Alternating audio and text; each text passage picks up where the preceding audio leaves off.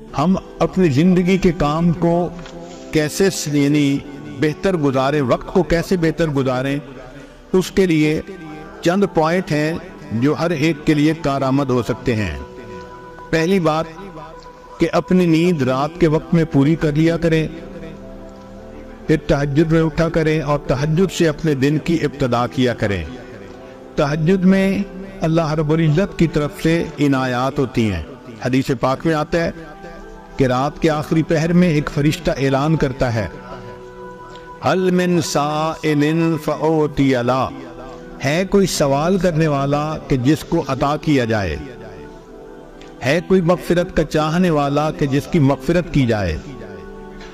تو جب اللہ رب العزت کی طرف سے اعلان ہو رہا ہے، ہمیں چاہیے کہ ہم اس وقت جھولیاں پھیلایا کریں اور اللہ سے مانگا کریں۔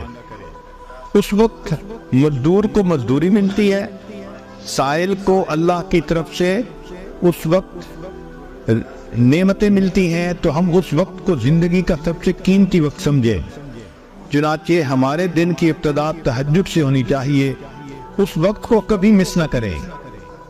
کوشش یہی ہو کہ ہر رات میں تہجد کی توفیق نصیب ہو جائے۔ جتنے بھی تھکے ہوئے ہوں، تہجد میں اللہ کے سامنے جھولیاں پھیلا کر بیٹھیں تاکہ ہمیں اللہ کی طرف سے روزینہ نصیب ہو جائے۔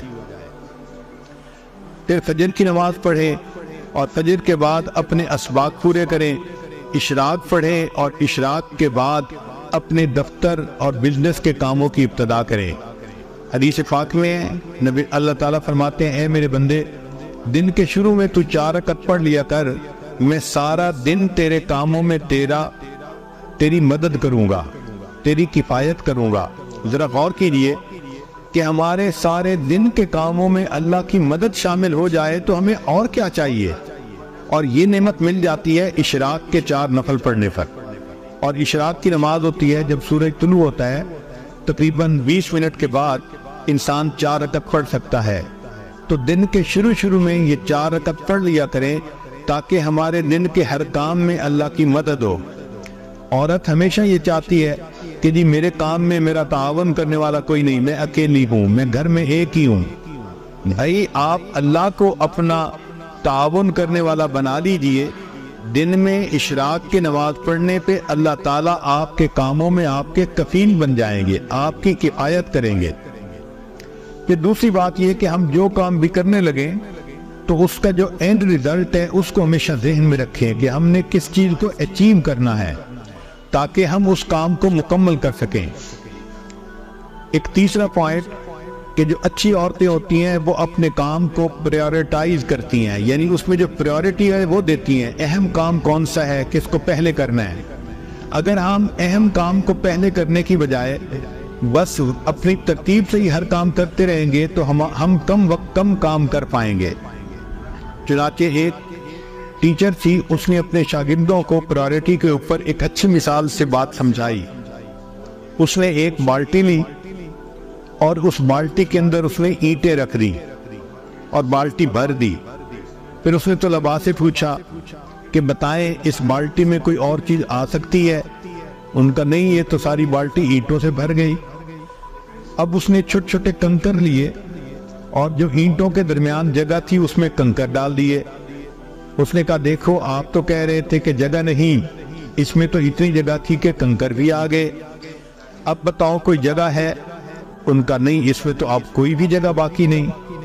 اس نے مٹی اور ریت اٹھائی اور ان کنکر کے درمیان جو چھوٹی چھوٹی جگہ تھی اس میں ریت ہی بھر دی اور کہا کہ دیکھو آپ تو کہتے تھے کہ کوئی جگہ نہیں، اس میں اتنی ساری ریت بھی آ گئی اسی بالٹی میں۔ پھر اس نے پوچھا بتاؤ اس میں اور جگہ ہے؟ تو طلباء نے کہا کہ نہیں، اب تو کوئی جگہ نہیں بچی۔ اس نے پانی کا جگ لیا اور اس بالٹی کے اندر ڈالا، چنانچہ اس پورا جگ یعنی پورا پانی کا جگ بالٹی کے اندر آ گیا۔ اس نے کہا دیکھو ابھی اس میں اتنی جگہ باقی تھی۔ پھر اس نے کہا کہ اچھا بتاؤ کہ آپ نے کیا سیکھا؟ انہوں نے کہا کہ ہم نے یہ سیکھا کہ آپ اس میں جگہ بناتی ہی چلی گئیں۔ اس نے کہا نہیں، اس میں میں نے تمہیں یہ بات سکھانی تھی کہ پریورٹی اصل چیز ہوتی ہے۔ اگر میں اس بالٹی کو پانی سے پہلے بھر دیتی تو اس میں نہ اینٹیں آ سکتی تھی، نہ ریت آ سکتی تھی، نہ کنکر آ سکتے تھے۔ میں نے پہلے اینٹیں ڈالی پھر اس کے بعد کنکر ڈالے، پھر اس کے بعد ریت ڈالی، پھر پانی ڈالا، تو یہ ساری چیزیں آ گئی۔ تو ہمارے وقت کی بھی یہی مثال ہے کہ اگر ہم پریورٹی کے بغیر کام کرنے لگیں گے تو کام نہیں کر سکیں گے، اور اگر پریورٹائز کر لیں گے تو دیکھیں ایک کام کے اندر دوسرے کا وقت نکل آئے گا، دوسرے کے اندر تیسرے کا، اور ہم کئی سارے کاموں کو ایک وقت میں کر سکیں گے۔ آج ہماری زندگی کا ایک بڑا مسئلہ ہے کہ ہم وقتی کاموں کے پیچھے لگ کے اصلی کاموں کو بھول جاتے ہیں۔ اصلی کاموں کو کہتے ہیں امپورٹنٹ ورک، اور وقتی کاموں کو کہتے ہیں ارجنٹ ورک۔ جس عورت کو دیکھو ارجنٹ ورک میں لگی ہوتی ہے، امپورٹنٹ کام کو بھول جاتی ہے۔ چنانچہ ہماری توجہ ساری کی ساری ارجنٹ کاموں پہ ہوتی ہے، اس لیے کہ وہ نظر آتے ہیں، اور جو امپورٹنٹ کام ہوتے ہیں وہ کئی دفعہ فوری نظر نہیں آتے۔ مثلاً اپنے مقصد کو سامنے رکھنا یہ امپورٹنٹ کام ہے، اور وقتی ضرورت کے پورا کرنا یہ ارجنٹ کام ہے۔ وقتی کاموں میں سے کال اٹینڈ کرنا یا سیل لگی ہوئی ہے وہاں سے کچھ شاپنگ کرنا یہ وقتی کام ہے، اور جو امپورٹنٹ کام ہے وہ ہے بچوں کی تربیت کرنا، خامن کو خوش رکھنا، گھر کے کاموں کو پورا کرنا، اپنے نفس کا تزکیہ کرنا، یہ امپورٹنٹ کام ہے۔ اب ہوتا کیا ہے کہ ارجنٹ کاموں میں لگ کے عورتوں کو نماز کی بھی فرصت نہیں ملتی، گویا امپورٹنٹ کاموں کو بھول جاتی ہیں۔ سکسیسفل پرسن وہ ہوتا ہے جو امپورٹنٹ کاموں کو یاد رکھتا ہے اور ان کو بھولتا نہیں۔ چنانچہ 3 لفظ یاد رکھیے، 3 سٹیپ ہیں کامیاب زندگی کے: اپنے کاموں کو پریورٹائز کرنا، دوسرا ان کو آرگنائز کرنا، اور تیسرا زندگی میں ایک ڈسپلن پیدا کرنا۔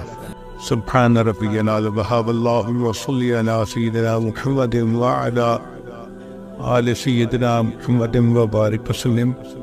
اے رب کریم، ہم آپ کے عاجز مسکین بندے ہیں، ہمارے گناہوں کو معاف فرما، خطاؤں سے درگزر فرما، عیبوں کی پردہ پوشی فرما۔